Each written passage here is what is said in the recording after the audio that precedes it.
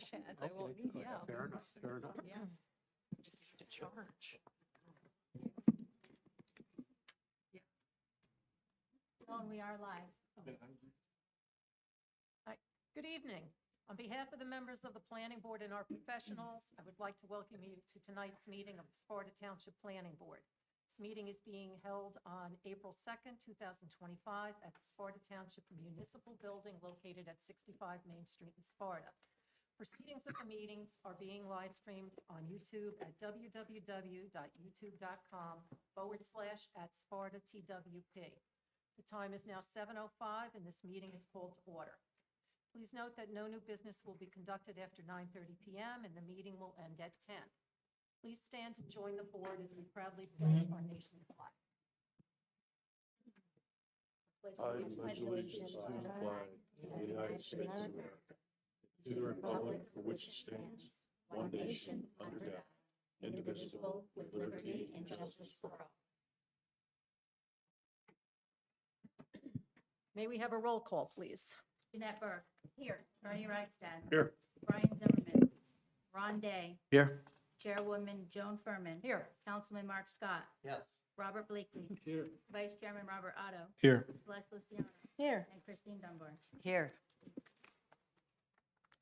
Okay, thank you. The first item on the agenda is the approval of the March 19th, 2025 minutes. I'd just like everybody to have a chance to take a look at them. They're in your packets because there were some changes earlier or later this afternoon.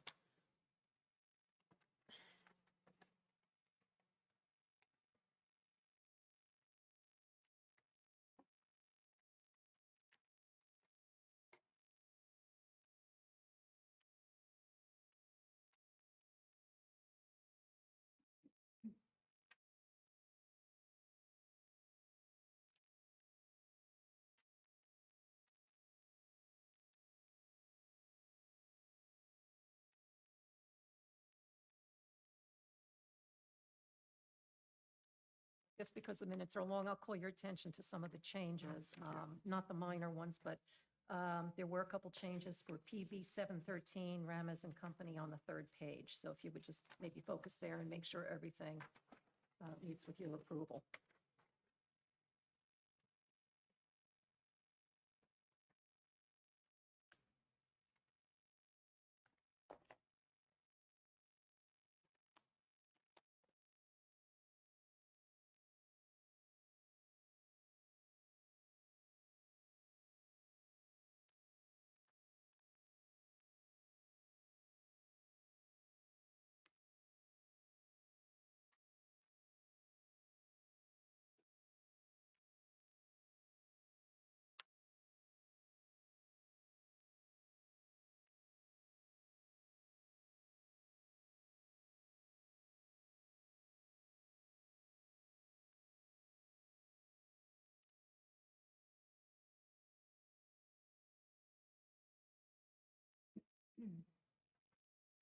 Yes, if you're done, look up and then we'll know to move on. If not, we'll wait till you're ready.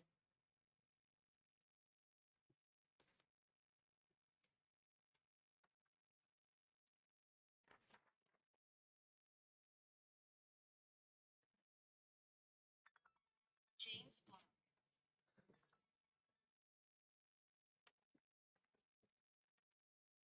Is everybody ready? Is there a motion to approve the March 19th minutes as amended? I'll make the motion. Is there a second? I'll second it. Okay, roll call, please. Jeanette Burke. Yes. Ernie Reichstad. Yes. Ron Day. Yes. Chairwoman Joan Furman. Yes. Councilman Mark Scott. Yes. Robert Blakely. Yes. Vice Chairman Robert Otto. Yes. Celeste Luciano. Yes. Okay, we're moving on to the public portion of the hearing. The first application on our agenda, PB 24-724 Firehouse Apartments LLC at 23 West Shore Trail, requested an additional continuance. So they're not here today. I don't know if anybody in the audience came to hear them, but they did ask to postpone. And you help me out with the time here? If we, Yes, I had them, Board, you had made time for this applicant today. It was carried from February of 2025. The applicant has agreed to move to your next meeting date. However, you have kind of a full agenda on that day. So we could say to the board, I'm sorry, to the applicant, that their request for extension has been granted to your first meeting date in May, or in the alternative, if they said no, respectfully, you would have to make a determination. You made their time tonight. They are not prepared tonight, so therefore, it's not like they're entitled to an automatic approval because they've requested. So your extension of time on their request would be to May, unless you think you can squeeze them in on the 19th. Or- Ken, am I correct that this is the application that we were notified like 4 hours before last time. the last time that we had them reserved on the schedule? Correct. Okay, so, I mean, this is, I don't know if we're playing games here or not, but this is, obviously, we have a very tight schedule here, and to suddenly now have this gap here twice. Well, we could have heard other I mean, applicants. Enough is enough, right? Right, look, you have the board, you're scheduling, you have a timeline on the Municipal Land Use Act to act. Dory's done an excellent job of keeping you apprised of that. Today was the day, so in my legal opinion, they've asked for the extension. If the board would grant the extension to your May meeting, do you want them to give new notice? Nothing has really changed. There's no one in the audience here has come forward, but this is carried since February. So that is your decision if you want to grant an extension and determine whether you want that extension to be to the 19th of April or to May, or your alternative would be that you were prepared to have it and their extension is denied, and they'd have to give new notice at whenever they're prepared to move forward. Yes. 16th or 16th, I believe okay, it's I'm sorry, 16th. 16th, you're correct. 16th or May 7th. I have a question, though. When they submitted this application, there was nothing in there about affordable housing. They subsequently added that. Would that be something that should be noticed? In which case, should we be requiring them to renotice indicating that affordable housing is a component of that so that the public is aware of it? But there's no variance if it's, I don't know what I apologize, what the fair housing requirement is that they're requesting. So as far as, I don't believe it's a new land use variance. So I apologize. I'm not really comfortable in saying that is a new notice or isn't a new notice. I could take a look at that before the next hearing, though. Does that have any parking implications?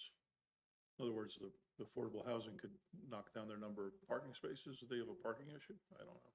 David, anything on that, or Lindsay, on parking related to fair housing on the firehouse? As the chair lady indicated when it first came in, that really wasn't discussed in extreme. So as far as the exact number, I don't have anything on that at this moment. So if the board is, before you is whether to grant the extension or, quite frankly, deny the extension and ask them to give new notice, whatever the board deems proper. So if we ask them to give new notice, that means they have to put a little bit more skin in the game, and they might be more attentive to actually showing up when they say they are going to show up. I can't speak for the applicant. They did not grant us till May. They said they want to be heard at the next meeting, April 16th. So legally, how do we proceed with that? Can we just say we want to hear them in May? Well, if you have before you an application, again, you have timelines under the Municipal Land Use Act. If you are not granting their extension, I would say for the record, we should put on that you're not granted the extension and that you are denying it for the reasons and set forth on the reasons. But in good faith, it would not be res judicata that they have a denial as to the substantive application, that they could file for, let's say, the May meeting with new notice. Okay. They wouldn't have to go through another completeness. They could go to the May meeting with new notice. But that would allow our professionals to look at the affordable housing component of it, which previously was not in their reports. It would give you time to do that, Yes. yes. So is that a motion? Sounds like a motion. We use that? Sure. I'll make that motion.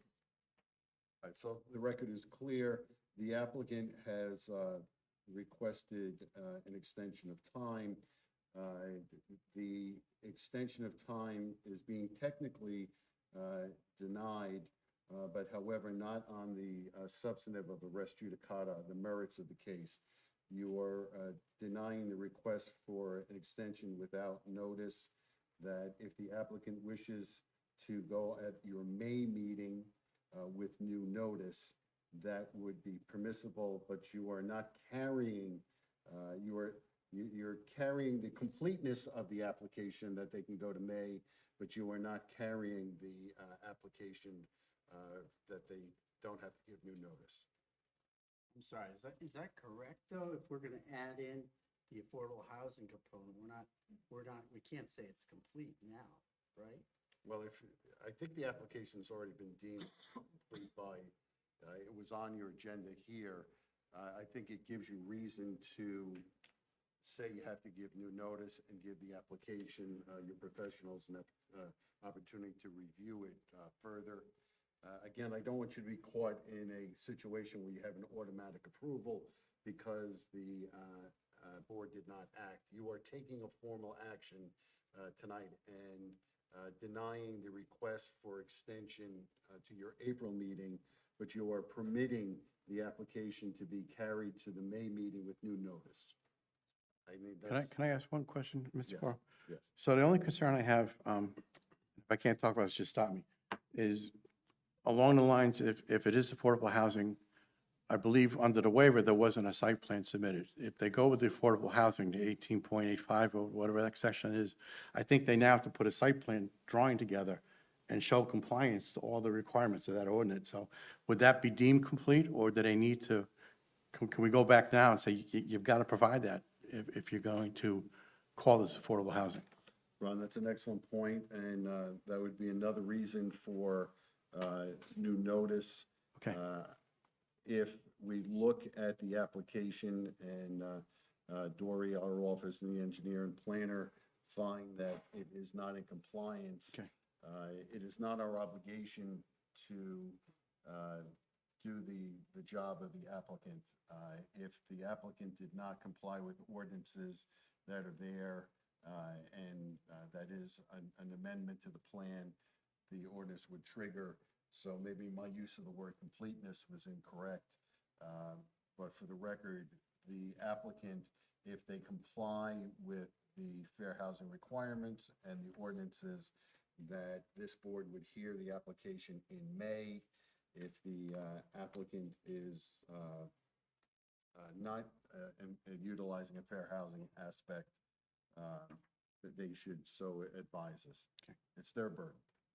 Thank you.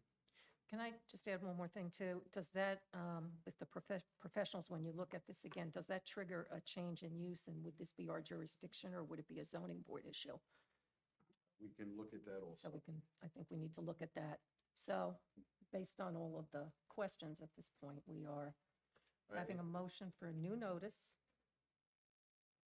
And compliance and confirmation of compliance with your fair housing regulations. Okay. Somebody make a motion to approve that? So moved. Seconded? Right, so the record is clear. This is a motion that the applicant needs to confirm their fair housing requirement, that the request for extension to April has been denied for the reasons that we just said. but the board would accept them on your May meeting if they are deemed complete based upon the fair housing. That'll Again- actually be April 30th, right? No, we don't have a meeting April 30th. It would I have to think be it's May 7th. May 7th. May 7th. So that it could be heard on May 7th, assuming compliance with your ordinances and regulations with new notice. And in the alternative, I know it's harsh, but the record would reflect that the request for extension in April has been denied. That would be the motion.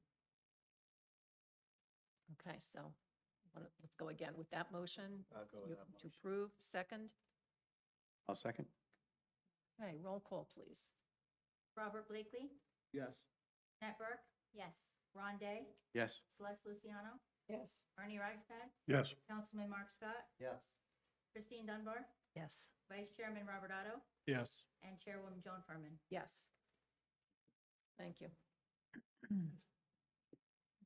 Okay, we'd like to welcome Planning Board number 25-728, Stop and Shop.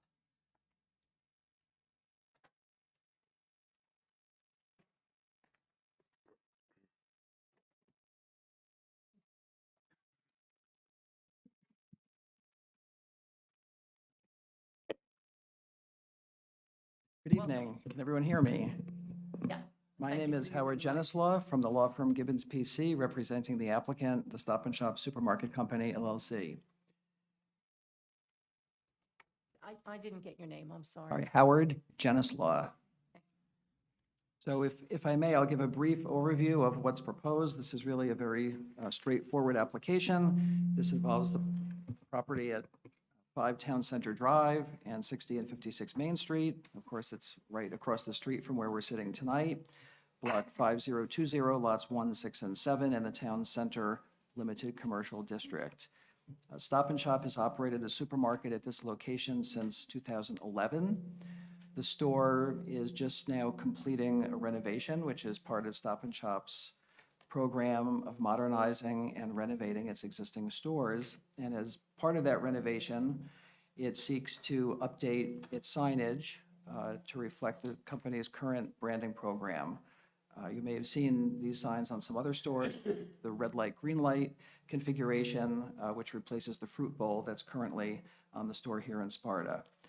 So the purpose of tonight's application is to remove the existing wall and monument signage and to replace it in kind with new signs that are, in all but one instance, either the same size or smaller or fewer in number. And the one exception we'll talk about in a minute in our testimony. The existing signs that are out there today or their predecessors did receive variances from this board back in 2006, although it's not entirely clear from the records precisely what relief was granted. And so we've therefore applied for variances wherever what we're proposing does not meet with the current sign regulations. Although in our materials, we've detailed very specifically how the proposed signs compare with the existing. And as I noted, in almost all cases, it's either the same or it's a reduction. There are no changes as far as the parking lot, the landscaping, the building footprint. This is just about signs, so it's really quite straightforward. The application, or the approvals, I should say, that we're seeking tonight are a minor site plan approval and then a series of variances, which our planner will discuss in more detail, but just to generally categorize them, they pertain to wall sign area, height and width, to monument sign area for one of the monument signs, for number of colors, for sign construction using non-natural materials, which is what's out there today, and for not having a comprehensive signage plan for the entire center, again, which is the same as what's out there today. So that's the basic overview. I have two witnesses that I propose to call tonight. One is a sign company representative who will present the sign package and can answer any questions about the signs themselves. And then the second witness is our professional planner who will provide planning testimony in support of the C variances that are requested. If there's any questions for me, I'd be happy to address those. Otherwise, I would proceed to call the first witness. Anybody have any questions? You may call your first witness. Okay, thank you. Then I call up Christina Morrow from Agnoli Sign Company. And while she's getting set up, it seems like there's a big echo in here. Is that based on the way? He's working on it back Oh, there. okay. Is there any other way I should adjust this to reduce it, or it's your microphone. it's I not think me? it's all Okay. of us. It's never happened before, so I don't know. Let's try this one instead. Okay. I'll push this up. How's that? Oh, yeah, much better. Okay.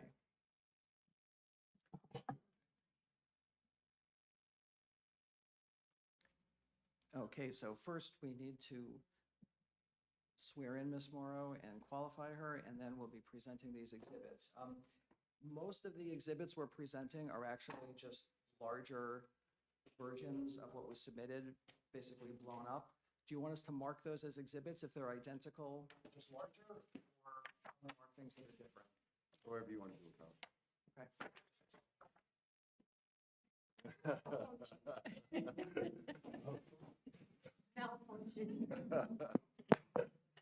Time. No, we're gonna get a show. Prestigious show.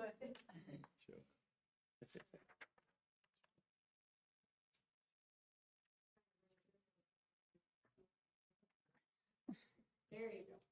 All right.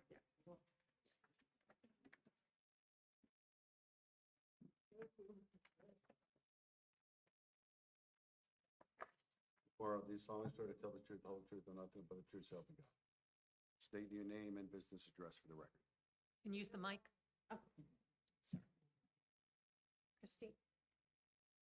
Christina, can you hear me?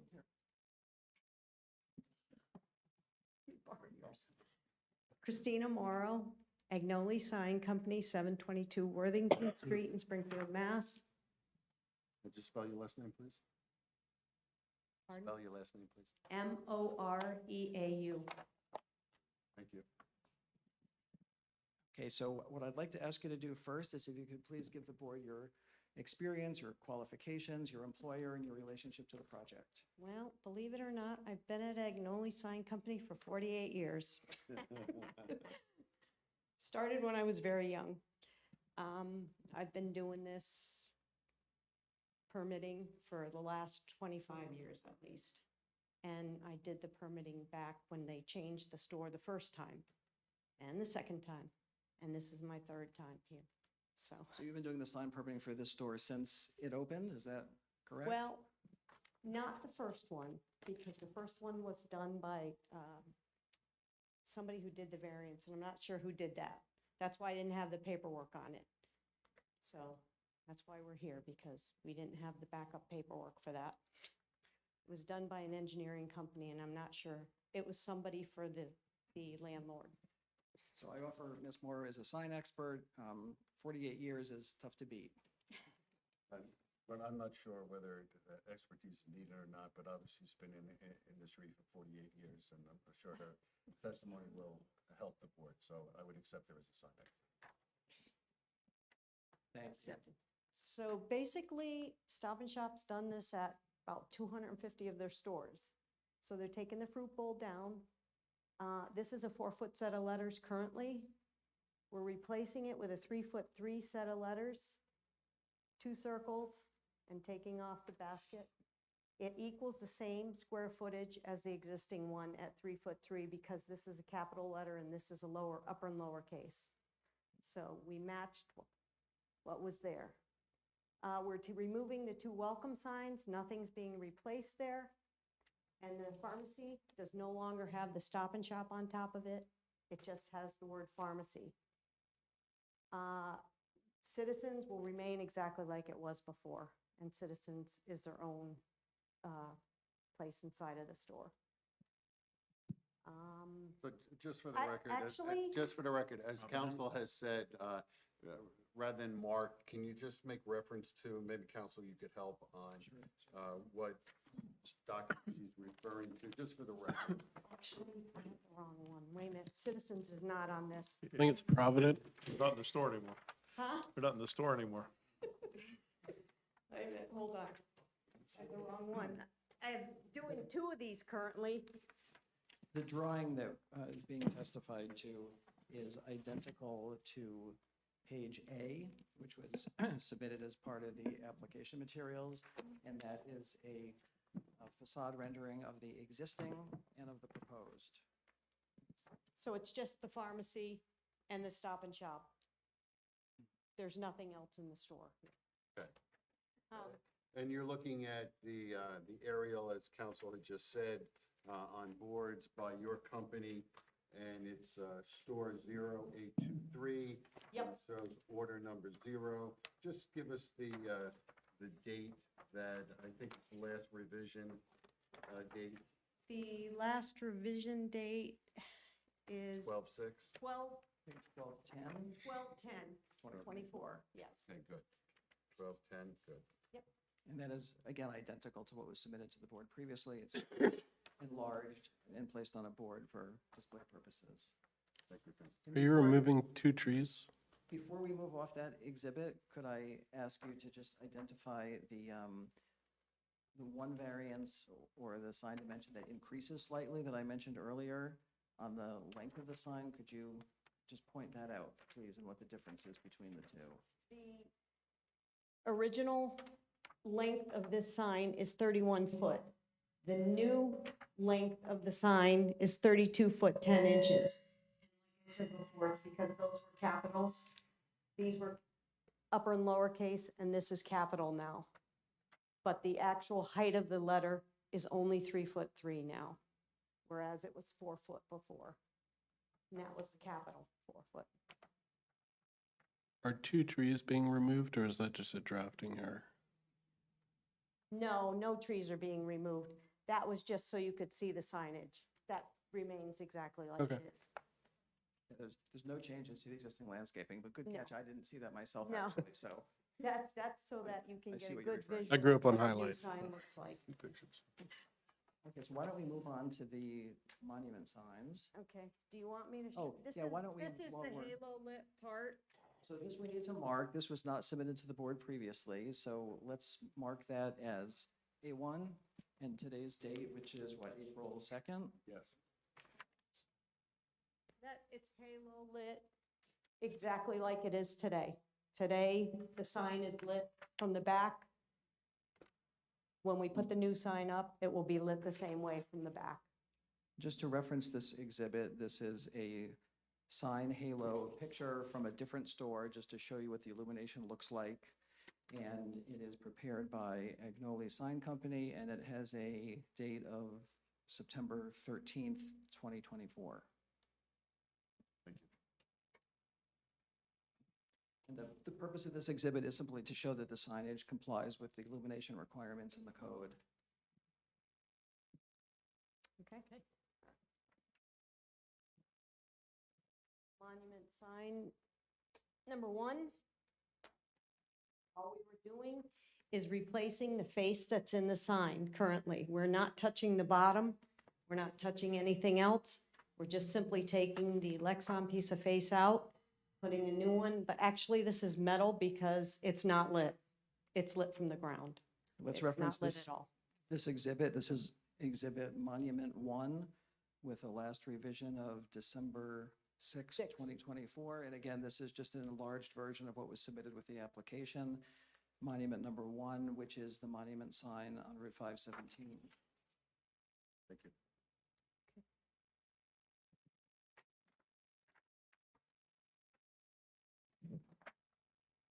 Monument sign number 2, same thing.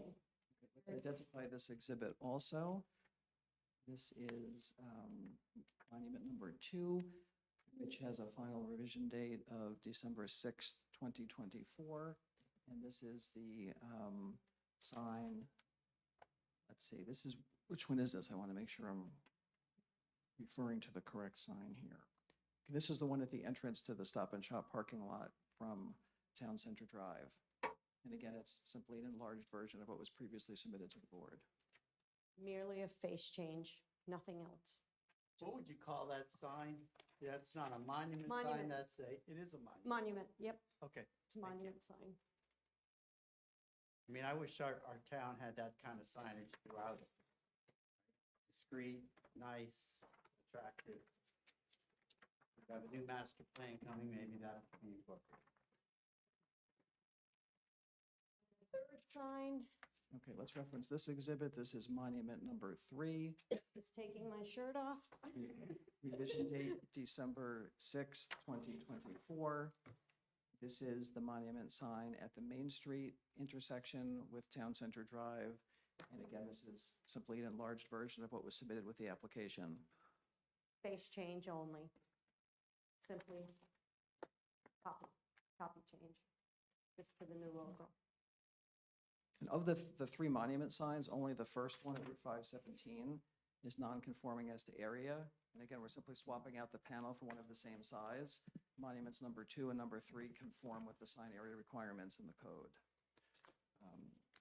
So that is basically the overview of what's proposed in terms of signs. Our planner will be giving more detailed testimony on the variances that those signs require. But we'd be happy to take any questions for Ms. Morrow. Okay, we'll start with our professionals if they have any questions regarding the signage. Want to go first? Yeah, you can go Okay. first. Madam Chair and board members, I did prepare a report for the record dated February 13th, 2025. And just going over to page 2, with regards to the latest revisions that were referred to in the presentation, I agree with the latest revision dates as outlined in my report on item 2B.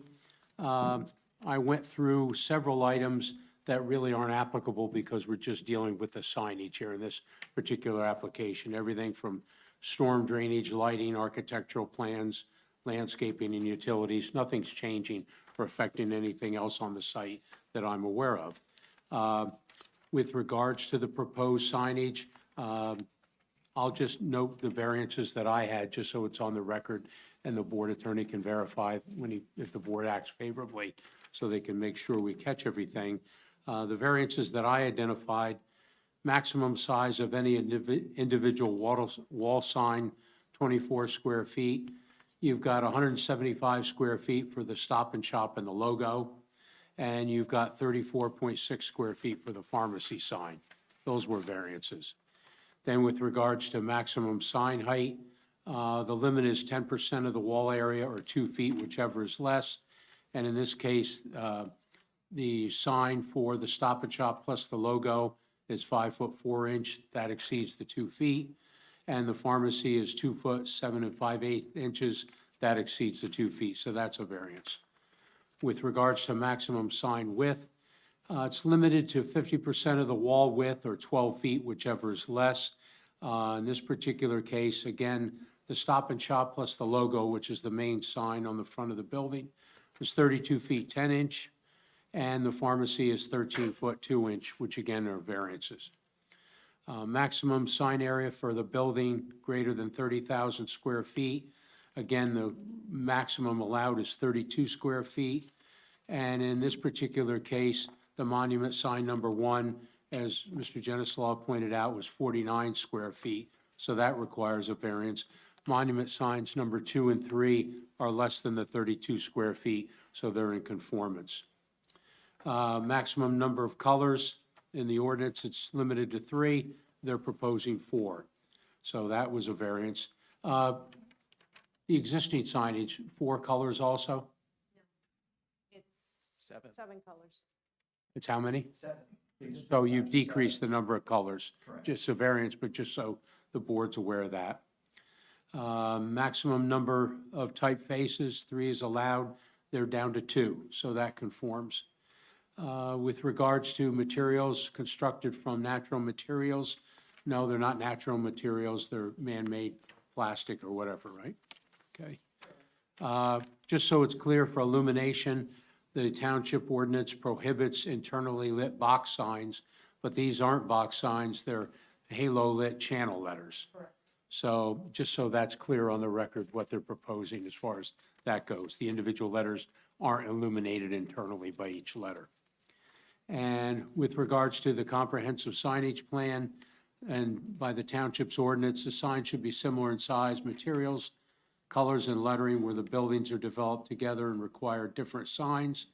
That's not the case here, and if you'll recall, a couple months ago, you had the change in signage from over to Provident Bank.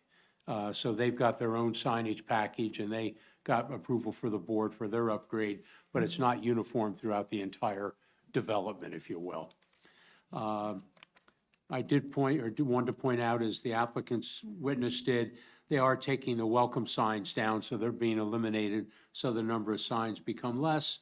They will have room for 3 additional signs for other tenants below the Stop and Shop and the pharmacy signs on monument sign number 1. And the other thing I just wanted to point out was, on monument signs number 1 and number 3, they'll still have the text, quote-unquote, STC Sparta Town Center on the top of the signs. That was not included in the monument sign area. That is reported here in the plans, but it's existing now, and they're basically proposing to keep that the same, as I understand it. With regards to anything miscellaneous, the other thing I wanted to point out on item number 12, there was an as-built plan, quote-unquote, submitted to help give everyone some perspective as far as the overall site and where the different signage is located. I just wanted to make it clear, though, that it does not necessarily represent the current as-built conditions of the development. And for example, monument sign number 3 isn't shown on the as-built plan, and the existing buildings that were shown fronting on Main Street have since been raised from that property. It's vacant right now. And the reason I bring that up is because the 2 Newton water transmission mains run along the northeasterly side of Town Center Drive, and that's been relocated, just to name a few items. I didn't want anybody to, in the future, grab that plan for another application and think, well, that's what we have, because that's not it, especially when you're dealing with transmission mains and everything else.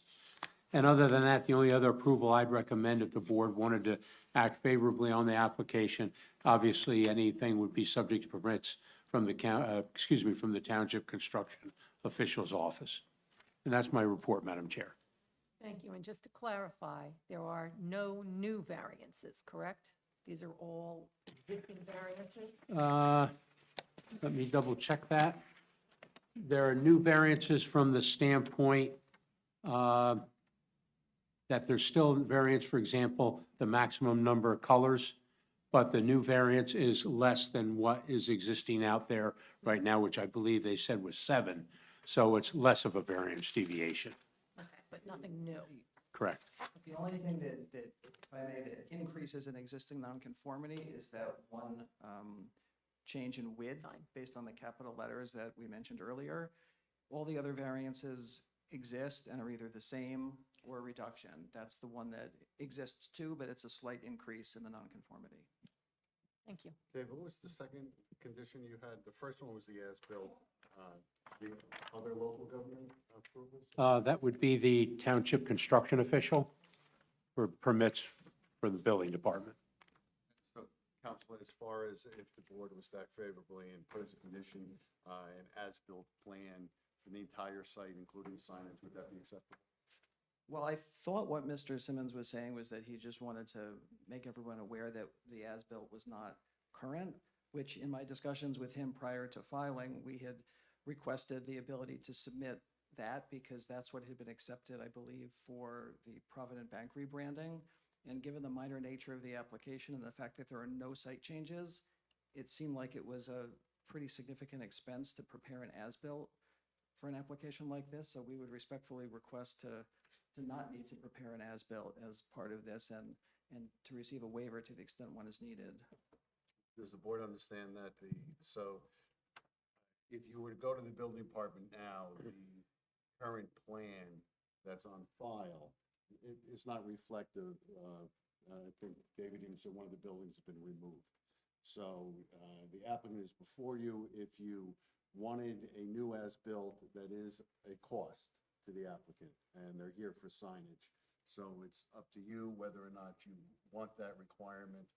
They're asking for a waiver if that would be required. I'm sure there's no objection to any other permits or approvals that are necessary. No objection to those, no. So that's for a later discussion, or you can discuss it now. Anybody like to discuss it? I just have a quick question. So all of the variances were permitted in the past where we see the V. on your report, Mr. Simmons. And you were able to locate those variances that were passed? No, those are new proposed. No, the items that I marked as a V for variance were based on the dimensions that were provided as part of this application. And I think what the board is being asked to rely upon tonight, and Counselor can correct me if I'm wrong, is the fact that, as he indicated, the signage, with the exception of the one sign, are either equal to the variances that were presumably granted in the past or something less. So, but they weren't able to define through the records that they were in fact granted to that extent. So in fact, they're basically asking for them tonight just to make the record clear. So this is a presumption that we're acting on, but that does not follow our ordinances. Is that correct? Well, I believe it's basically, since the applicant from the sign company, or the witness rather from the sign company, did in fact do the last presentation, she could probably verify that the dimensions were from what you had before. And if, Correct. We replaced, last time we replaced them in 2012, we did not get a variance. We replaced what was there originally for the same sizes, same number, same colors, everything. And we didn't get a variance back then in 2012, because we had one originally, but nobody can find the original variance. well, let me round that out a little bit. When I first got involved, I had the same question, what was previously approved, so that we can see if we're within that or if what we're proposing is something different. So I filed public records requests with the township, got copies of all the prior approvals for this center going back to 2006. And in the 2006 resolution, it basically says that the planning board grants variances as reflected in the sign subcommittee's report dated January something or other, 2006, I believe. So when you then go and look at the sign subcommittee's report, you know, it's not sufficiently specific to determine exactly what relief was granted. For example, it says the lettering is too big, reduce it to 4-foot lettering, and that's what was done. But it doesn't address, well, what was the length of the sign going to be, and how closely did that conform with code? So what was ultimately installed is consistent with what was referenced in that memo and was granted in 2006, but the memo just doesn't explain with sufficient detail to be able to identify with precision exactly what relief was granted. So in our submission to the board, we basically looked at what the code currently requires. We flagged everything that was a variance and we compared it to what's there today. And so, you know, I think that the variances for a lot of what we're asking for were previously granted, but unfortunately, because the resolution was not precisely drafted, I can't point to a specific line and say, you know, this sign was approved at this specific square footage, for example. So sort of a convoluted answer to your question, but it's, I think, pretty clear that all these variances were previously approved. It's just that they weren't detailed clearly enough in the resolution, but I'm sure Mr. Porter will do a much better job this go round. So 10 years from now, we won't be having the same discussion. So we actually are granting variances that we have no proof that were granted. Well, I mean, the signs are there. Right. They clearly got sign permits from the construction department, so, and the code hasn't changed since 2006 in any material respect that I could identify. So, you know, unless the sign permits were issued without authorization, which I can't imagine would be the case, you know, I think all indicators are that the variances were granted. It's just they were not spelled out in as much detail in the resolution as would be the common practice today. I have a little bit of a problem with that because it's actually going against ordinances that we have now. But I respect your explanation and kind of understand what probably happened.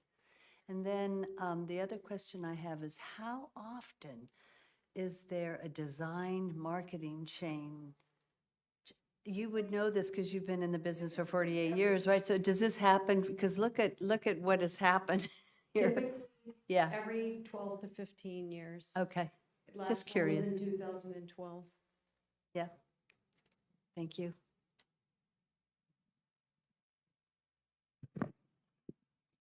Just in regard to the site plan, so we don't have an as-built right now. I think based on the discussions we're having, I think this would be a good opportunity to kind of lock everything in so we know what it is that we're looking at. I'd really like to see a site plan if that's at all possible. Well, you have an as-built, it's just not an up-to-date as-built. And the reason. Right, we well, submitted okay. What we did is because that's what the board accepted some months ago for Provident when they came in for their signage rebranding. So we tried to follow that model and submit the same things. So that was why we submitted what we did. You know, it's a fairly significant expense to do an as-built for a large shopping center like this when nothing is changing. So, I mean, if it's something that the board believes is important, we can provide it, but it's a significant expense, and it's something that the next applicant, when they're making a physical change, would need to provide. So that might be a better time in order to provide it in case there's anything that's changed in the future before something more significant comes in. I think my question along those lines, Mr. Simmons, what isn't correct on the as-built doesn't have anything to do with the Stop and Shop area proper or the bank proper, right? It's the front property and the driveway, right? Or the Town Center Drive. Basically, what I mentioned was, there used to be, if you'll recall, some offices or homes right along Main Street, and those were raised and tore down, and they're shown on the plan, but they physically don't exist. And as I'm looking at the sheet 1 of 1 of the as-built, on that particular piece of property, it showed the 2 Newton water transmission mains basically going diagonally across those lots. Now, when the applicant was here for the overall shopping center at that time, they basically said, well, we're going to take those 2 buildings down, or 3, whatever it was, on those lots, and someday we'll probably come back in with a site plan to develop on those lots.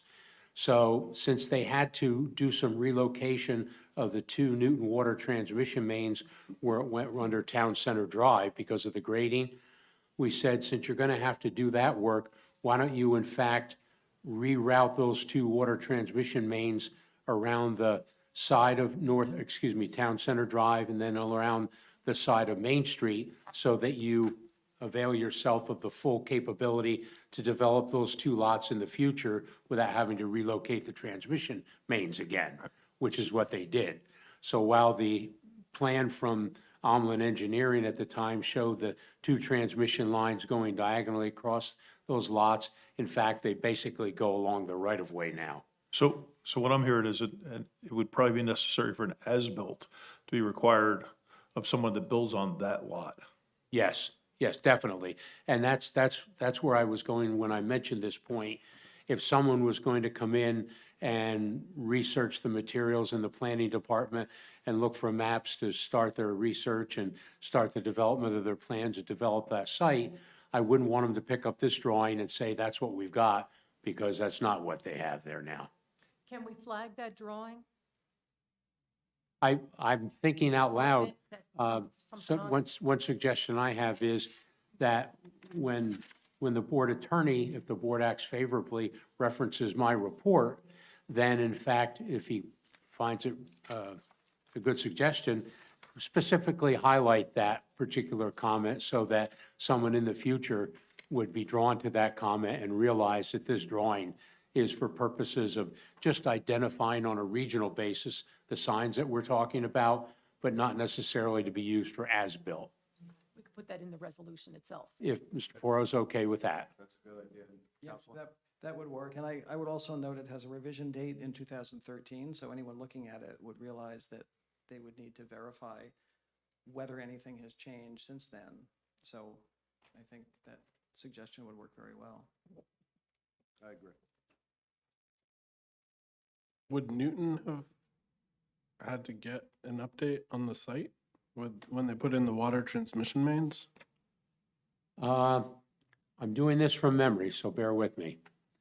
But when the 2 water transmission mains were run across that property, A lot of that land back there was farm at the time.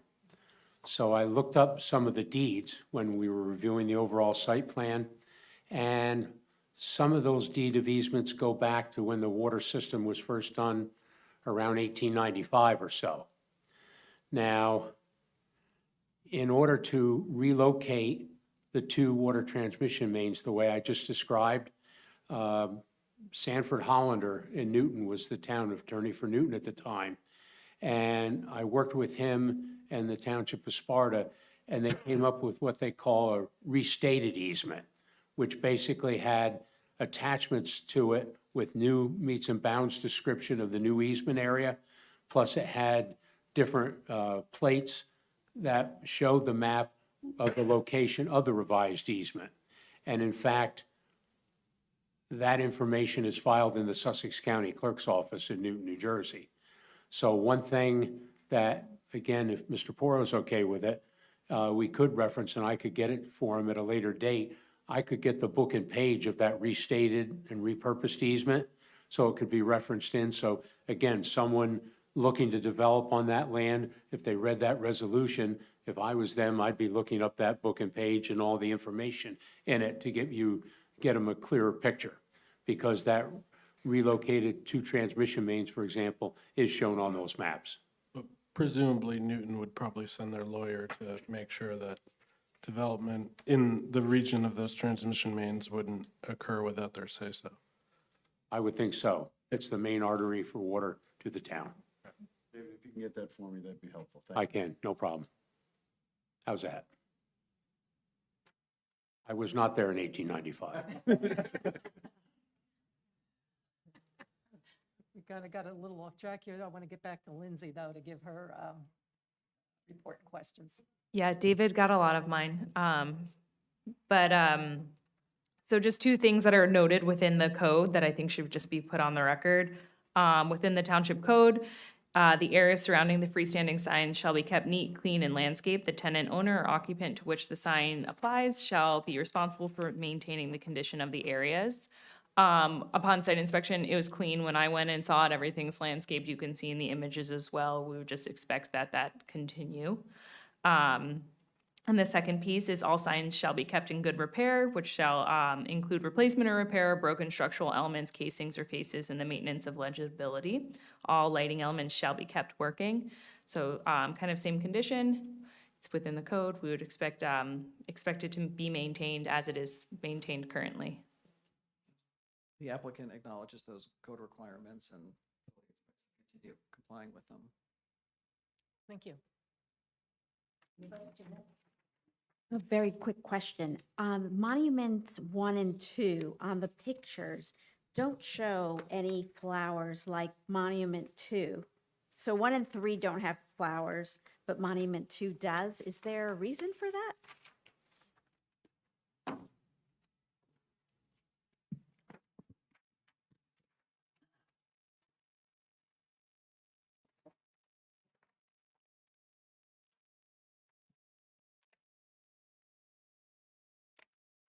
Might not be current pictures, there might be flowers, everything might be exactly.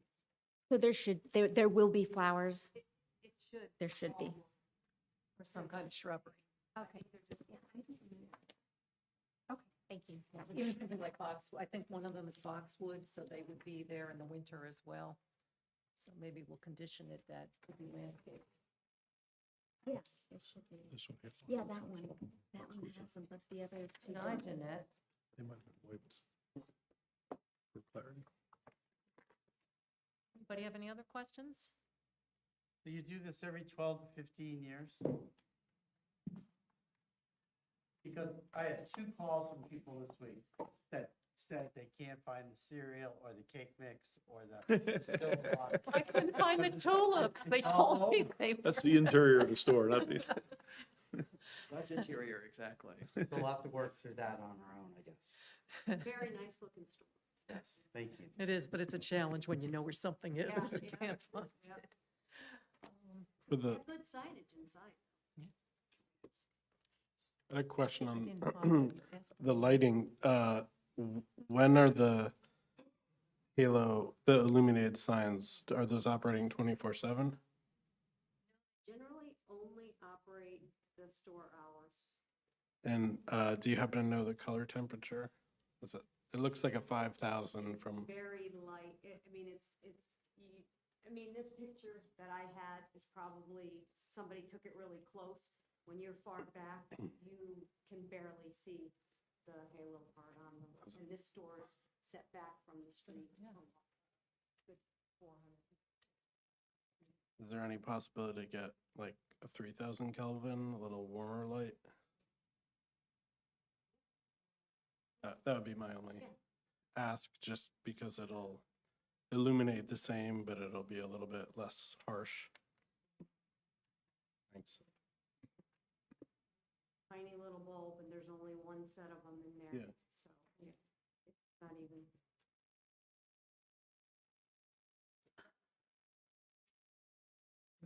I had one additional question, and this is something we spoke about before the meeting. At 60 Sparta Avenue is where the old Grand Union used to be. And Stop and Shop, many, many years ago, purchased the assets of Grand Union. And when you moved the Grand Union to the new existing Stop and Shop over on the subject property that we're talking about, you retained the Grand Union so that there would be no competition. There would be no food sale competition for you. So you own 60 Sparta Avenue, and right now, the tenant there is Ocean State Job Lot. And if you look at the signage there, it's nowhere near as nice as this signage. It's old, it's rusted, it's not painted, it's faded, and it's in the center of our town. And I've spoken to several members of the board, and we would like it if you could, as you agreed to, look into it and see if there's some way in which, I mean, it's a triple net lease. I'm sure you're probably in charge of the facility, and see if there's some way that you could improve this sign to make it as nice as these beautiful monument signs that you have here. So we did talk briefly before the meeting. This was something that we were not aware of before tonight. So what I can tell you is that we're certainly happy to try and work with the board and with the town to address that. Certainly there's the lease. Odd Job, the current tenant, presumably has rights in that sign. So, we can certainly try and address it, with things like painting, for example. Any material changes to the sign may well require Odd Job's consent. We may not have the right to do that, so we'll need to take a look at the lease and see exactly what rights we have versus what rights they have. But we're, happy to try and work with the board and with the town to address that concern. Could you get back to us, or one of us? You can get back to me or to the, I don't know who they would get back to, but, or the board secretary, and just tell us what's going on there, and if you do have the rights and the ability to help us out there. I mean, you are a very good neighbor, and we just want that to continue. Well, no, Thank you. Just let us know who the contact person is. I don't know all the history about how they Okay. came to own the property and the current tenant, so I can't speak to any of that, but we understand the concern, and we'll look to try and address it. Okay, thank you very much. Maybe attorney to attorney if you're doing it. But it goes along the lines of what our planner was suggesting earlier about the upkeep and the maintenance of the different signs. And that is important in town. And when you have something that's rusted, they may let them keep their logo, but maybe it needs a new post or something that. And is flowers. more- Flowers, Yes. yeah.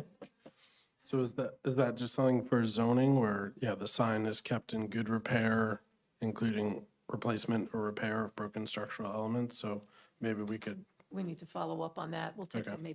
take a look at that ordinance as well. Are you finished? Yeah, I'm done. Okay, yes. good. Okay, I guess if everybody's done, we're ready for the next witness. I've got one Oh, question. First of all, I want to say thank you for the package. The package had a lot of detail. Someone put a lot of thought into putting it together, and so it made the review very easy for us. So thank you for that. Thank you. The thing that I just wanted to make sure that we're clear on, and the one exhibit that you added tonight helped me, is all of the building signs will be backlit halo, no front lit letters, and that includes the pharmacy sign as well. Okay, thank you. And the 3,000 Kelvin that Because that's just, I mean, lighting's cheap nowadays, right, with the LEDs, so that should be a simple, I mean, I'd say 2,700, but typically 3,000, 4,000, 5,000 are your options. I think 3,000 would just be good if we're, okay. Last call, otherwise I'll bring up my next witness. Okay, next witness, please. Okay, thank you. Our next and final witness will be Sean Moronsky from Langen Engineering, who is our professional planner.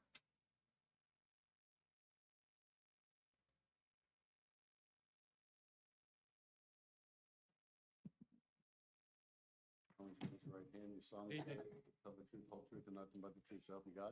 I do. Name and spell your last name and your professional address, please. Sean, S-E-A-N, Moronsky, M-O-R-O-N-S-K-I. I'm with Langen Engineering and Environmental Services, 300 Kimball Drive, Parsippany, New Jersey. Counsel, if I could, Sean, I've known you for many years. You hold your professional planner's license in good standing, Yes, it is. and you've been qualified as an expert before numerous boards throughout the state of New Jersey.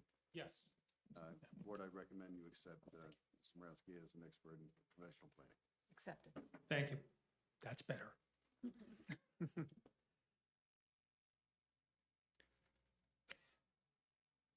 Okay, so to prepare for my testimony.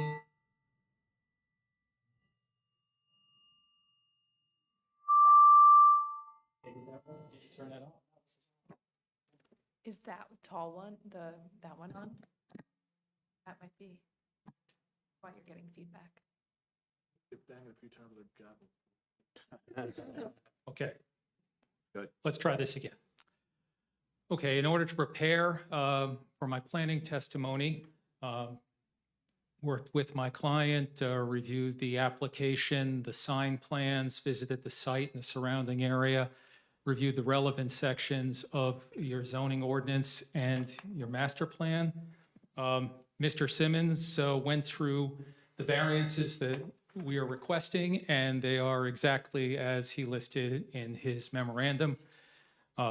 Also, for reference, Ms. Knight's referendum, in addition to listing the same variances, also showed the existing conditions, which she lists in her table as previously approved. So it shows a good, what we have now versus what's being proposed. And I do believe that the variances can be requested under the C2 criteria where the benefits of the overall application outweigh any detriments, of which I don't believe there are any for many of the reasons that have already been discussed. The changes that are being proposed here are de minimis, and I believe are just part of the overall plan to refresh the store's exterior and signage. And as Ms. Moreau noted, about every 12 to 15 years, the stores need to refresh their brand. So I'm going to start with the wall signs, which those signs are for Stop and Shop and the pharmacy. As was noted, we are removing the welcome signs.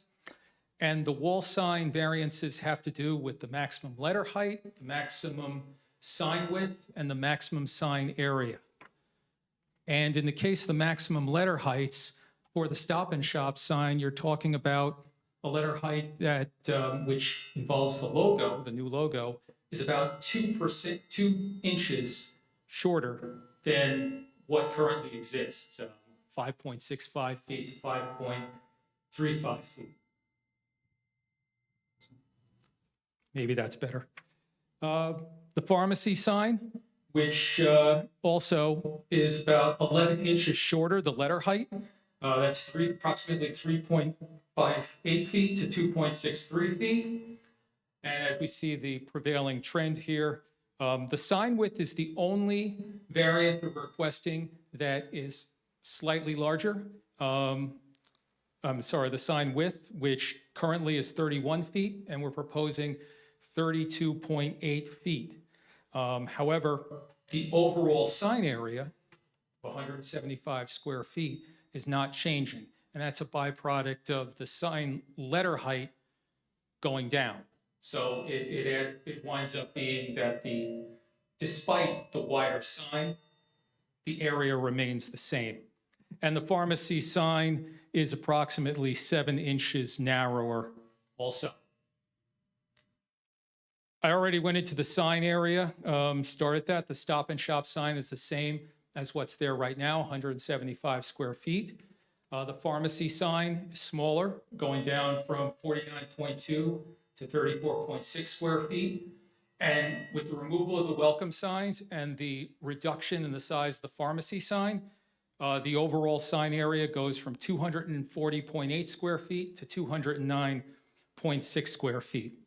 And while these signs are being reduced, in addition to refreshing the branding for Stop and Shop, it provides reliable wayfinding and identification for the building, and the pharmacy sign is required by state law.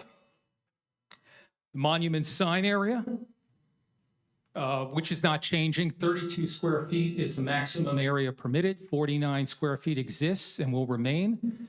This was a condition that was previously approved by variance, and there's no changes to the existing dimension. It simply is a refreshing of the sign, which is particularly important for this sign in guiding vehicles to the site off of 517. In terms of the signage design, there are a couple of variances identified: the comprehensive signage plan and theme required, the natural materials required, and the maximum of 3 colors. At the town center, you have several different types of tenants. They have different branding identities and themes. This is common right now throughout. And Stop and Shop is continuing that with their distinctive brand, as do same as other tenants. The Stop and Shop sign colors, the themes, the materials are standardized across the brand. So regardless of what Stop and Shop you see, ultimately, when their stores are all improved in terms of the facades, that is the brand that will be recognized. We're reducing the signage colors from 7 to 4. This is reducing an existing non-conforming condition. As noted, the colors are part of the brand theme.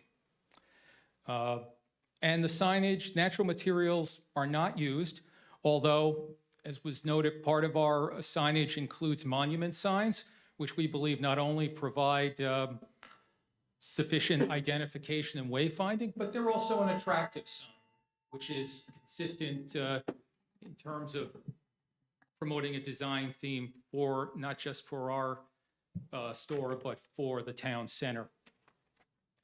And the signage design, it provides clear identity for users that they recognize Stop and Shop and other users. I believe we further several purposes of zoning. Purpose A, encouraging municipal action to promote the public health, safety, and general welfare. The upgrading of the signs, it enhances the anchor tenant while providing efficient wayfinding and identification. And I believe purpose I, promoting desirable visual environment. We're updating the sign design consistent with the brand identity and previous approvals, and continuing to have our signs, such as the monument signs, for example, which fit in with the town center. The negative criteria, there's no substantial detriment to the public good. We're eliminating several non-conforming conditions, including the number of signs, the number of typefaces on signs. It's all halo lettering. We're going to maintain the signs in the surrounding area in good condition, consistent with your ordinance. The overall sign area is reduced, and the reduction in the number of the signs. There's no substantial detriment in terms of the zoning ordinance or zone plan. The signage improvements provide efficient wayfinding. I believe they're aesthetically pleasing, and they address issues concerning access and identification. So for the reasons I've noted, the request that the variances be granted under the C2 criteria. Thank you. Thank you. I don't know if we have any additional questions from the professionals based on this. No, I don't have any questions. No additional questions. Anybody from board?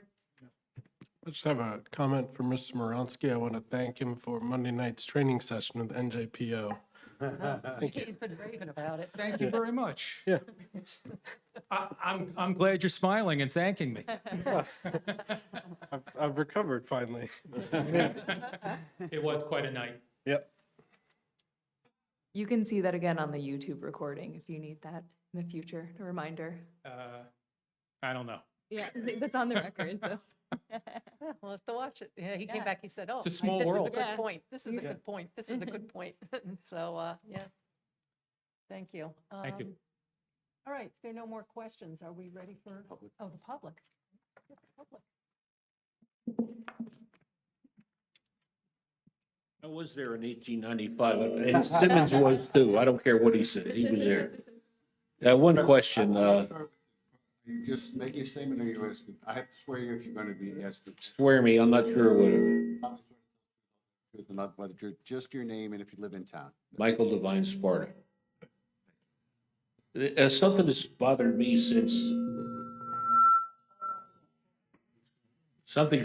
since maybe 7 years ago when the signs came up.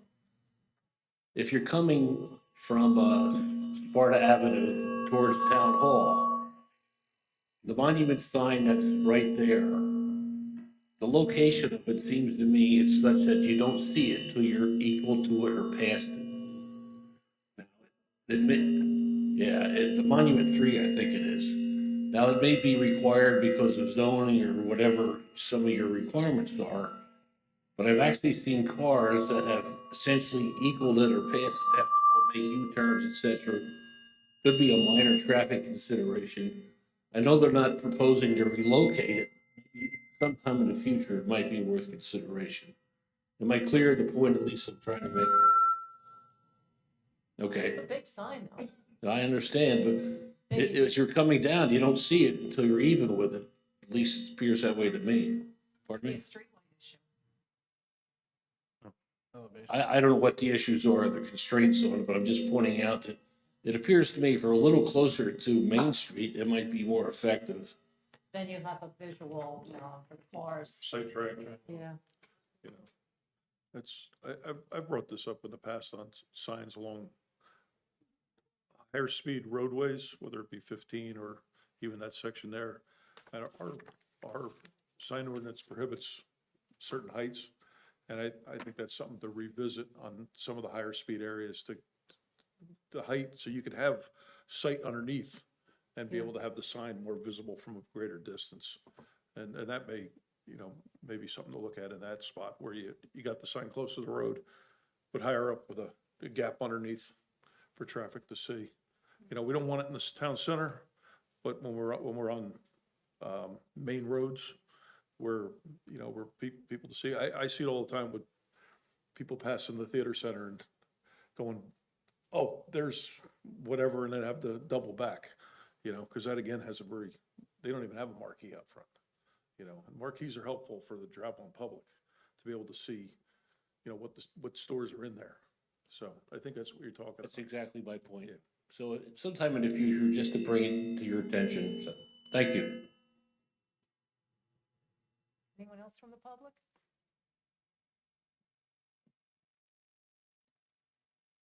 Have a motion? Yes, seeing there's no one else from the public, it's If I- proper at this, If I may make one final comment? I don't think you need it, but go ahead.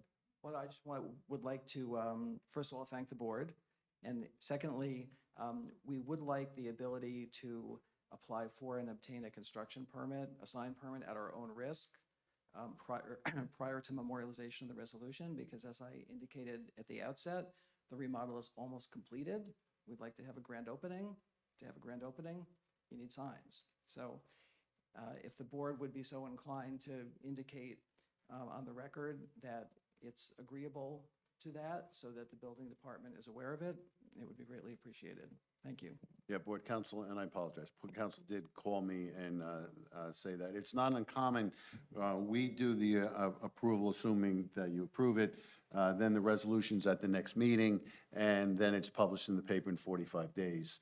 The applicant is requesting that there'd be no objection from the planning board, and I see no objection, that they be able to get the planning permit from the town, assume the risk that if someone was to bring in action, that they understand that the resolution would be the next meeting.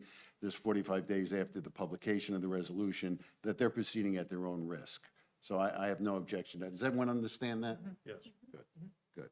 All right, Board, you have before you an application by Stop and Shop Supermarket Company LLC, the applicant, with respect to property designated on the Sparta tax map as Block 5020, lots 167, having a street address of 5 Town Center Drive, 56 Main Street and 60 Main Street, commonly known as the Sparta Town Center Shopping Center. The property is located in the TCLC Town Center Limited Commercial Zone, in which retail stores are permitted. Applicant seeks minor site plan approval and C variances to upgrade its signage to reflect the company's current branding as part of the store renovation, which is currently occurring and on way. Applicant seeks to renovate its existing signage and replace it with new signage consisting of signage as set forth here today. In support of their testimony, the applicant had 2 experts, a sign expert and also the professional planner. In addition, the board had it reviewed by its board engineer, who had a written report of February 13th, 2025, and also the board planner, Neglia, of their report, March 24th, 2025. The applicant agreed, as a condition of approval, that they would work with the town as far as looking at the 60 Sparta Avenue as far as the maintenance of that sign, but recognizing that that is separate and distinct, but in good faith, they would look at that for you. The applicant also acknowledged that they would comply with the board engineers' requirements and the board planner's requirements by way of board planner on the maintenance ordinance, and also we would incorporate for notice the board engineer specifications, so there's no misunderstanding of the signage.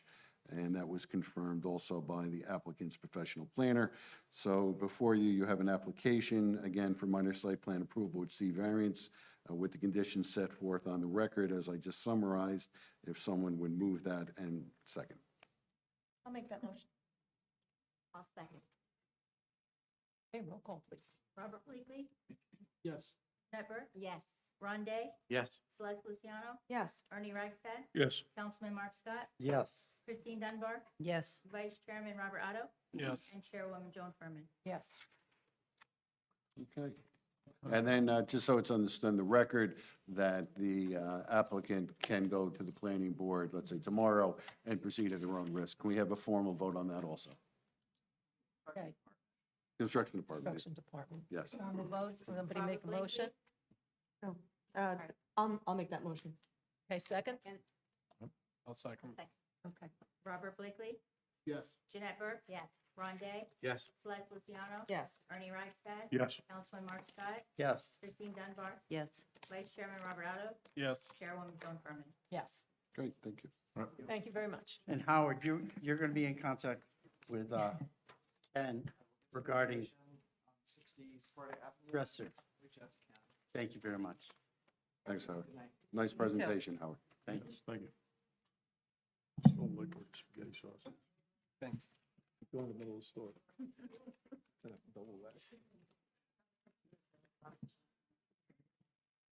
Yes, why don't we, as you're switching, take a 5-minute break? Yeah. Yeah, for the record, the applicant's going to keep the exhibits.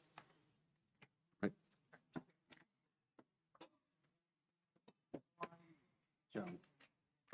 Joan, Mr. Blakely King. Dory? You taking a break? Sit off? I'm new. I drove by the site today. I had the same experience. It comes up quick because I'm looking, driving along, and then it's tight 'cause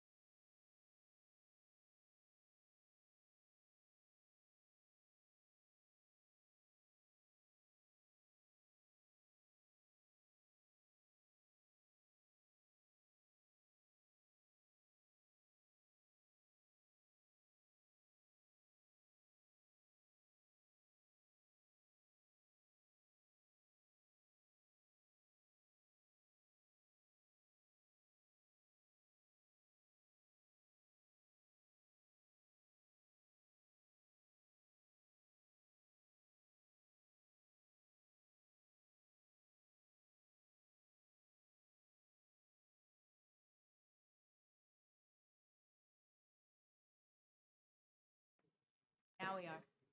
That's a rule. Okay, we're back in business, everybody. Sorry for the wait. We had a couple things we needed to straighten out here first.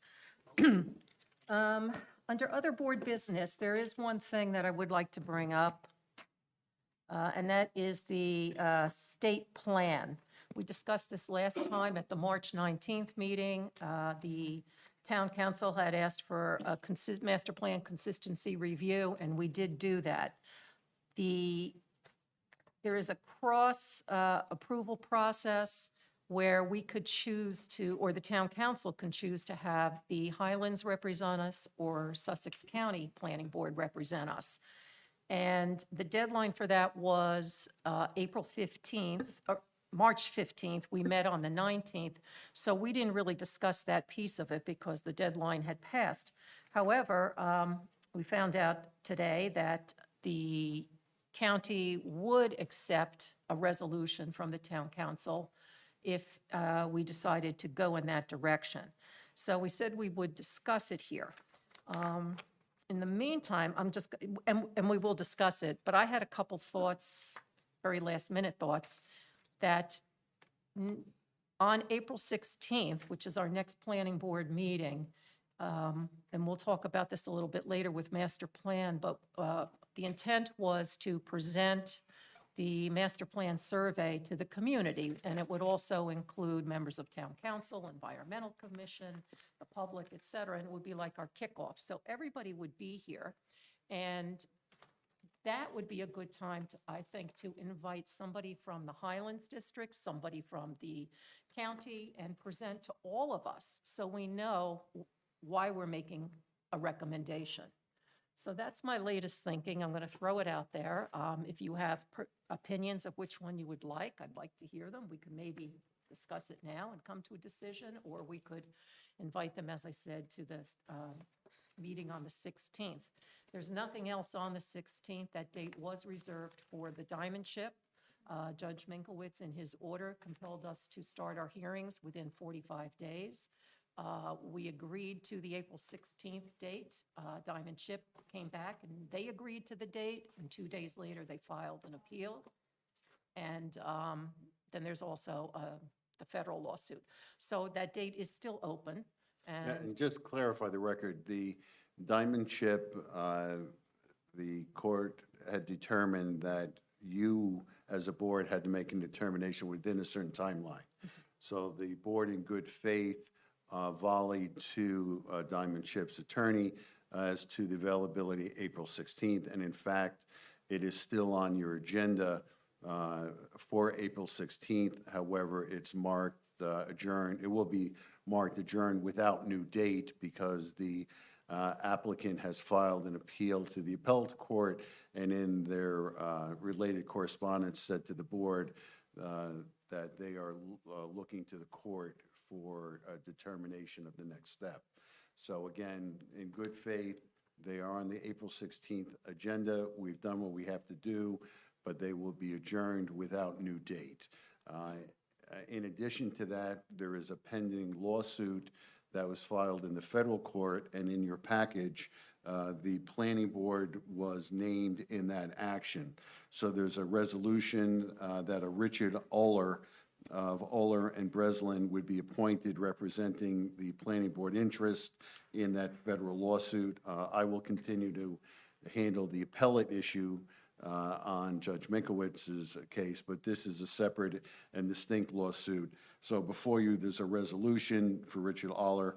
I've reviewed it. It is in conformity. The only thing I would add on that is that, and I'm sure Mr. Oller will advise the planning board either through my office or the board secretary as to the status of events, and I'm sure, again, that won't be a problem, but I will just add that to the resolution, and I think it's appropriate at this time, Chairperson, to, there's no need to discuss it unless you want to discuss it in executive session.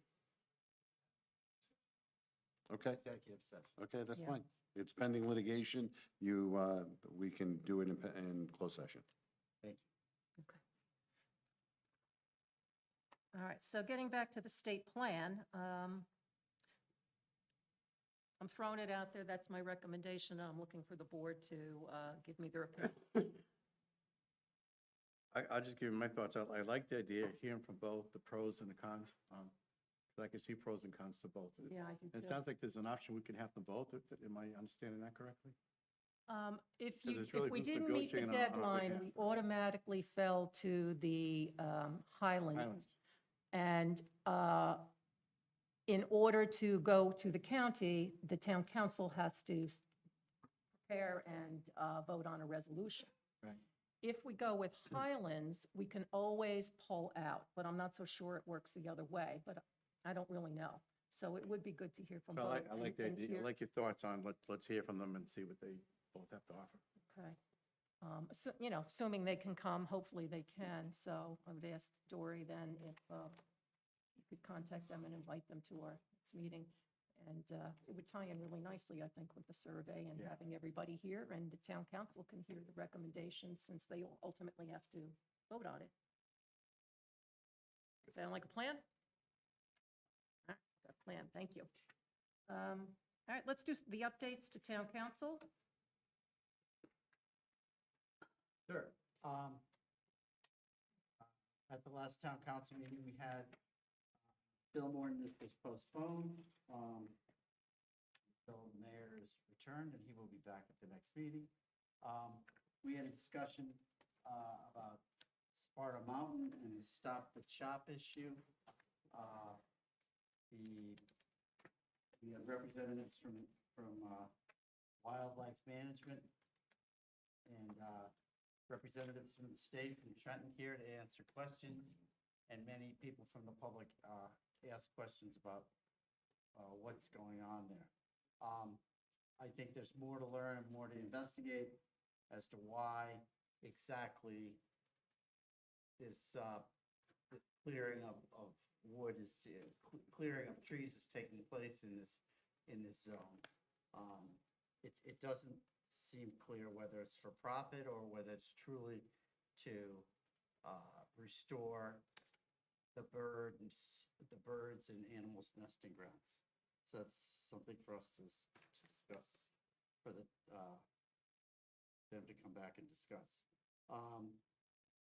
During the public session, we had a surprise guest from Sills Cummins, and he was the lawyer for Diamond Ship, and he rather aggressively informed us that he had filed a 52-page lawsuit and that many of us were being named, and essentially he threatened us, and then he walked out of the room. So that was a little bit of excitement the other night. It's worth watching on the tape. Okay, thanks. What mark is it? Do you remember? I don't A minute. Like 109, 108? Yeah, I think maybe 112, somewhere right in Yeah. there. Yeah, if you are interested. Well, I'm sorry, I missed it. I left right before. And I saw his name on the sheet. all right, thank you, Mark. Environmental Commission? Yes, thank you.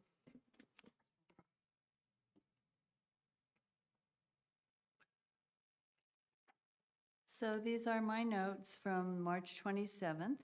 And the first thing I'd like to mention is that no new applications were asked to be reviewed. And secondly, brought to our attention during two public sessions, previous sessions, and at the Plant This Not That lecture event sponsored by the EC, is the growing concern regarding the abundance of deer and the lack of the town addressing this concern that seems to be impacting everyone in Sparta. At this meeting, a licensed landscape designer and member of the Lake Mohawk Country Club horticulturist and design group spoke with us, and she suggested that we could look into applying for a free program called Community-Based Deer Management, which is provided by the NJDEP. Brian Shun, an NJDEP wildlife biologist, has offered to give a talk about the science of deer overpopulation, debunk any myths, and discuss potential effective means of control. He would answer questions regarding the CBDMP and the application process. Most of the EC members, we felt this presentation would be best given during a combined open meeting of the town council and the EC together with the public, police, recreation, and all departments invited. The decision to develop a community-based deer management plan will need to come in the form of a township resolution. And the third thing I would like to bring to your attention and delight is our Earth Day celebration. That will be on May 3rd from 10 to 2 p.m. at the Sparta Middle School. It's going to be rain or shine. And this is one of our Sustainable Jersey Action projects. At the event, there's going to be the Sparta EC exhibit, a kids' corner by the Sparta Middle School. The Sussex County Municipal Utilities Authority will be there, the Wallkill River Watershed Management Group, the Highlands Coalition, the Friends of the Wallkill Refuge, the Food Shed Alliance, the Sparta Community Food Pantry, the Pollenskill Watershed Community, Forest Watch, Forest Fire Service, and more. And there will be music and food vendors. What are the hours of that? It's going to be 10 to 2. Rain or shine. If looks like it's going to be a wet day, we're going to be inside. We can move inside there. And then the last thing I jotted down to report and invite you to attend is Bagot Day. The EC is going to participate in an annual event called Bagot Day where we clean up Sparta. And our EC is meeting on Blue Heron Road at 9 o'clock on April 6th, if you care to join. And Rob, do you have anything you'd like to add? I think you covered it pretty well. I would just piggyback on the representative from Lake Mohawk Horticultural. She's a landscape designer for over 40 years. And so I'm also trying to see if she might be available to help us with some of our recommendations for commercial applicants, because as we know, a lot of times I think environmental will suggest that applicants plant native plants, but the deer know the natives, they like the native plants, and so planting them seems like a good idea, but then they get consumed. So she pointed us towards nativars, and she also has a contact who lives in Sparta, teaches continuing education, Rutgers, and I believe is a master gardener. And we're going to try to see if he might be able to give us, do a talk for us. But the reason that I invited her is she had started the process within Lake Mohawk because we kind of have a special, very hungry, very aggressive type of herds of deer. And so she started this process with NJDEP, but as has been pointed out, it would really need to come through town council. So by getting the benefit of her starting this process, I think 6 months ago, we can kind of get a jump on it. And then she just went into detail about if there's a cull, there's a whole process, but it's very well thought out. There's harvesting of the meat from deer, and which is given to needy food pantries, I believe. But the state has a whole program, so seemed interesting. But the requirement is that we do need to have a talk, to educate, to kind of address the public concerns, because there are obviously going to be concerns if we go that route. And so that's the first step of the process. And then if a hunt is deemed necessary, that would typically happen in winter. And then you need to organize permissions and deer processing fees.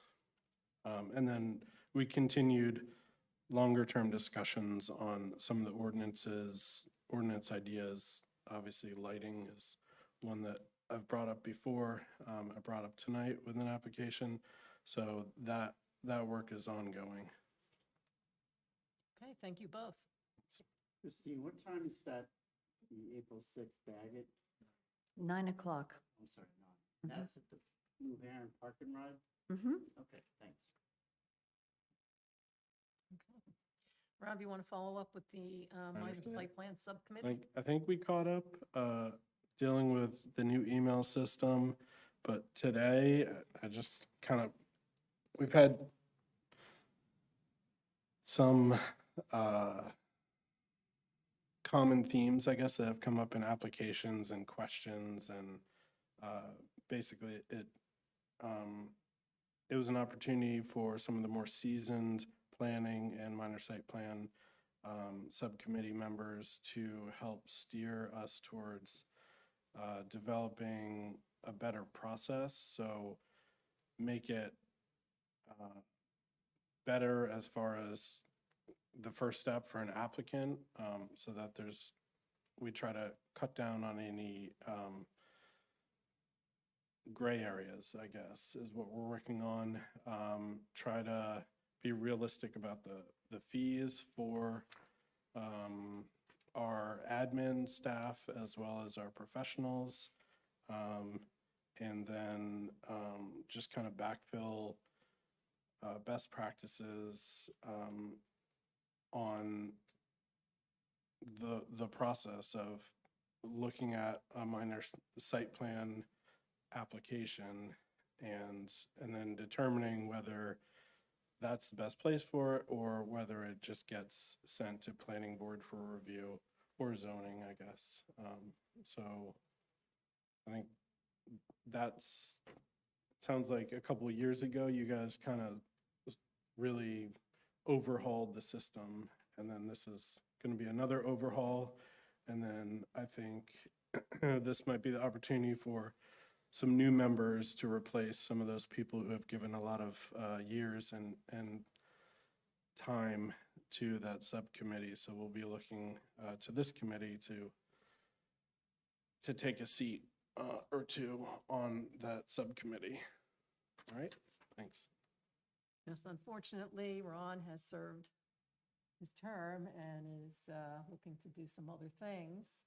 And Brian Zimmerman did offer to fill that spot, so he will be joining us on the minor site plan subcommittee in the future.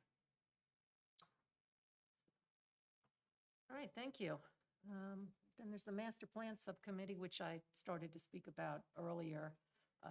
Tomorrow is a meeting, and we will be going through the survey one last time. Lindsay will be presenting it. We'll be in here so we can do a practice run on the big screen and make any last minute changes and be ready for the public on April 16th. And we'll have to talk about it tomorrow, how we go about making all the announcements and letting everybody know. But I think it's exciting. As has been mentioned previously, we had over 1,000 responses, so it was a very productive survey. And then we'll also be taking a look at what we'd want to do for the next steps in terms of the budget that we have and which studies we want to do, and we're going to get started on them. So that's the update on that. One last thing, excuse me. The marijuana discussion by the town council has been changed from April 8th to April 22nd at 7 p.m. Missed opportunity. You know, many of the people in this room were involved in the discussion last week or 2 weeks ago, and that's when it'll be decided on April 22nd. Not 420, it's too bad. Not Second Yeah, missed no. opportunity. That's Okay, Earth anything Day. else? All right, I'd like to open it to the public for comments that that were not on the agenda.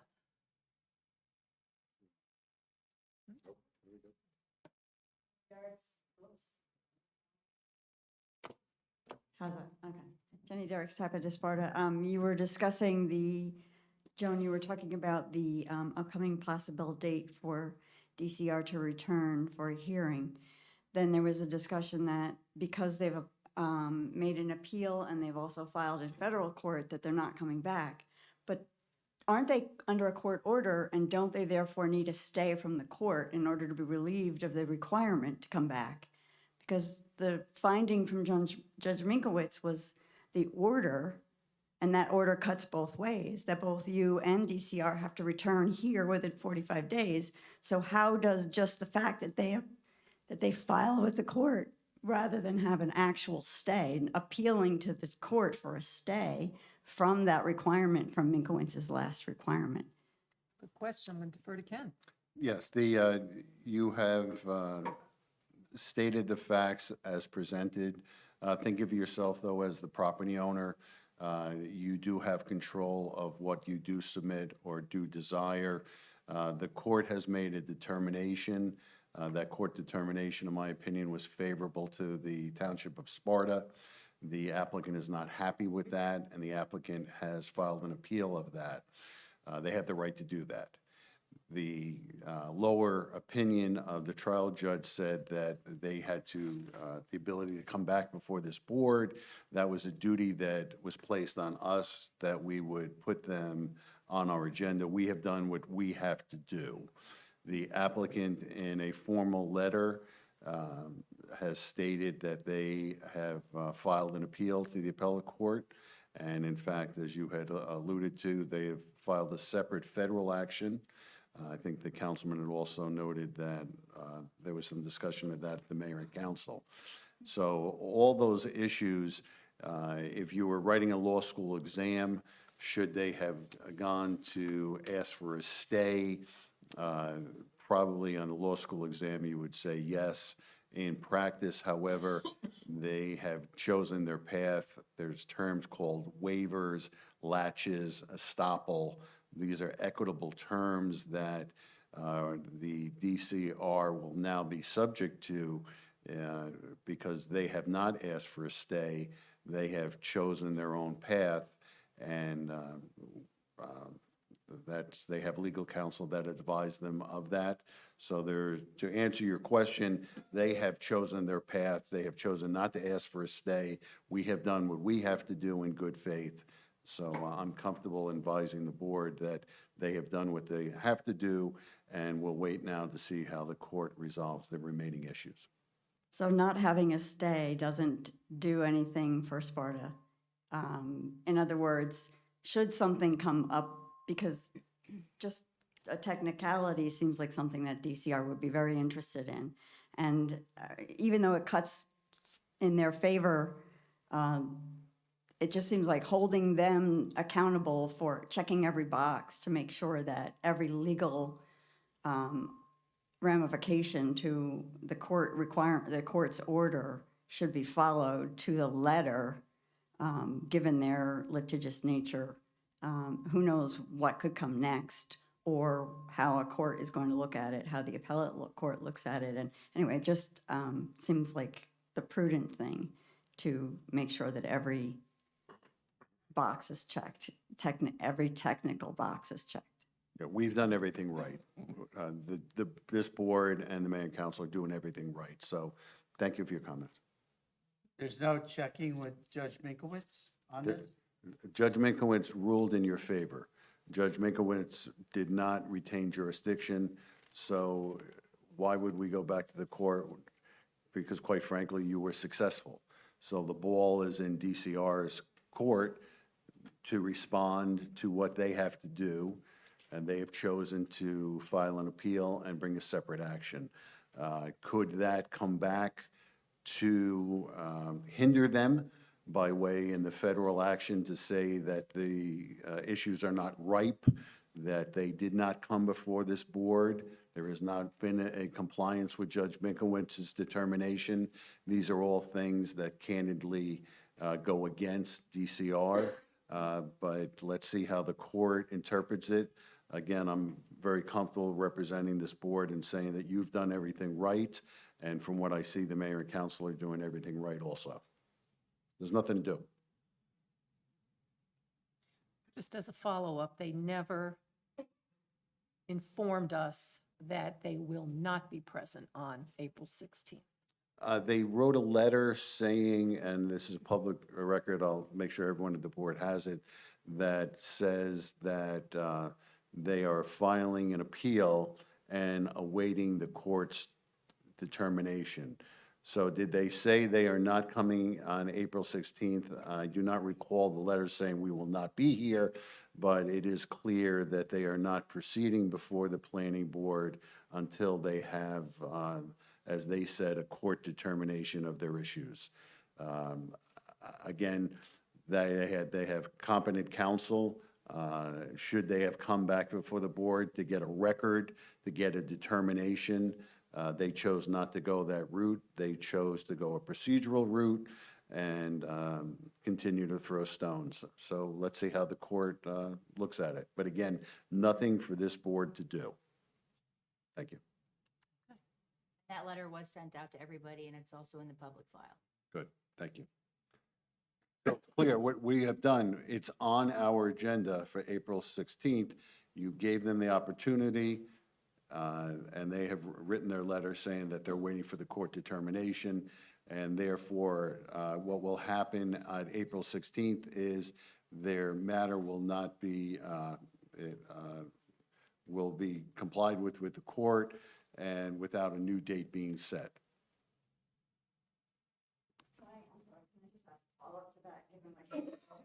Do they have to ask for the matter to be carried, or is it just automatically carried? Especially The matter is not being carried per se.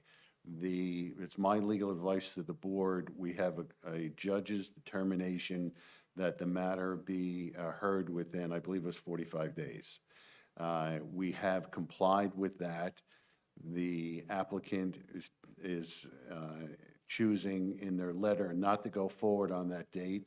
Therefore, if it ever went to court, we could say, here is our agenda, April 16th. It was on there. They chose not to go forward, and therefore it was placed without new date. There's no carrying it, there's no action, there's no determination. So again, we have memorialized in the record that we have done what we have to do pursuant to Judge Minkowitz, and the applicant is choosing their own path of litigation, which, again, I'm repeating myself, whether or not they should have come here for a record of a determination, because this board has not voted on that application, determined jurisdiction, or any of the issues raised by Judge Minkowitz. So, sure. Okay, well, that's a good segue into our executive session, which is Resolution 2025-5, the pending litigation with Diamond Ship Realty, the appellate filing status by the board attorney and attorney-client privilege communication. Is there something that has to be read? Yeah, does this resolution have to be voted on? Yes, and that's interesting. No, not the- this one. all right, well, hold on. We are going to go into closed session. We will be coming out of closed session, and whether or not there is going to be determination on the special counsel or whether you want to carry that to the next meeting, but that is here before you. If, when we come out of closed session, do you anticipate making a determination? Most likely. Okay, so then, so it's clear we're going into closed session based upon pending litigation, and we will be coming out of closed session and more than likely making a determination on legal counsel being appointed for the planning board for the pending federal litigation matter of Diamond Ship Realty versus the Township of Sparta and the planning board, et cetera, and the federal action. If you recall, I'm handling the appellate action by way of Judge Minkowitz's determination. So there's two separate and distinct litigations. Again, Judge Minkowitz's determination is being appealed by the applicant DCR. I am handling that matter. There is a separate and distinct federal lawsuit alleging violation of substantive due process and other issues, which is being handled by the township and providing representation to the board because you have been named in that action. That's it. Okay, we have a motion to go into executive session. Make that motion. Second. Okay, do Sorry, we who need a, was the second? Rob Blakely. Probably. Can we just say aye, or do we need a formal roll call? Do a formal roll call. Okay. Robert Blakely, Yes. Jeanette Burke. Yes. Ron Day, Yes. Celeste Luciano, Yes. Ernie Reichstad. Yes. Councilman Mark Scott, Yes. Christine Dunbar, Yes. Vice Chairman Robert Otto, Yes. Chairwoman Joan Furman. Yes. Just for the record, I understand that representative of the Board of Adjustment is here because of some of the rulings that that individual should be allowed to be in the closed session. Which is Ken Laurie. Ken Laurie, for the record. Thank you. All right, those who want to go home can go home.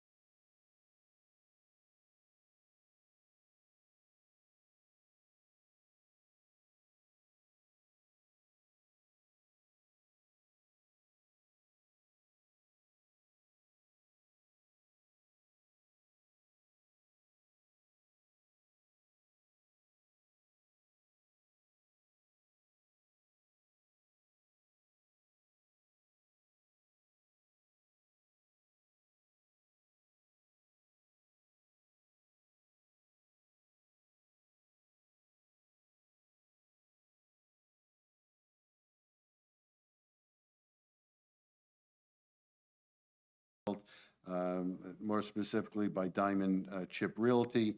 We have before us a resolution in that the planning board was named in the federal lawsuit of Diamond Chip Realty LLC versus the Township of Sparta Planning Board, appointing Richard Oller, O-L-L-E-R, of Oller and Breslin. And as we discussed, his terms of engagement are by the mayor and council, so they'll handle that aspect. And I'm sure, Mr. Oller, as your conflict counsel will also keep the planning board, either through my office or through the board secretary, advised of case management and upcoming events.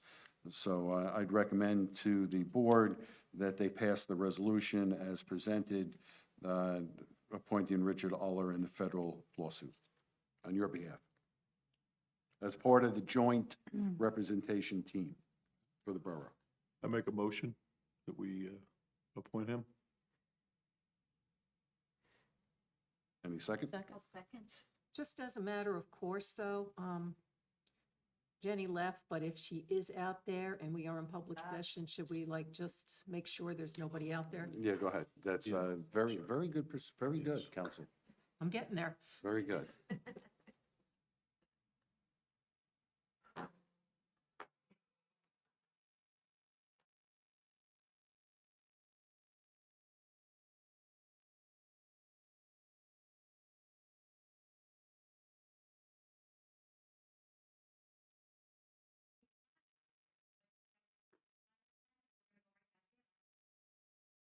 We're done.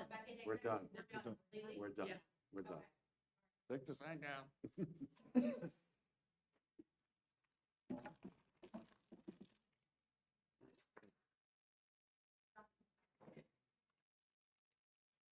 All right, so for the record, it was confirmed that there is no public in the hall. We have a motion moved and seconded. Roll call. And Robert Mr., go ahead. Robert Bleakley? Jeanette Burke? Yes. Ron Day? Yes. Celeste Luciano? Yes. Ernie Reichstad? Yes. Councilman Mark Scott? Yes. Christine Dunbar? Yes. Vice Chairman Robert Otto? Yes. Chairwoman Joan Furman? Yes. And you should also add That's what I was just going to say. Ken Laurie. And Ed. Ken Laurie. Great, thank you. And Mr. Laurie, as you invite, we look forward to seeing you on the 16th. I will be here. Thank you. Okay, is there a motion to adjourn? Motion to adjourn. All in favor? Aye.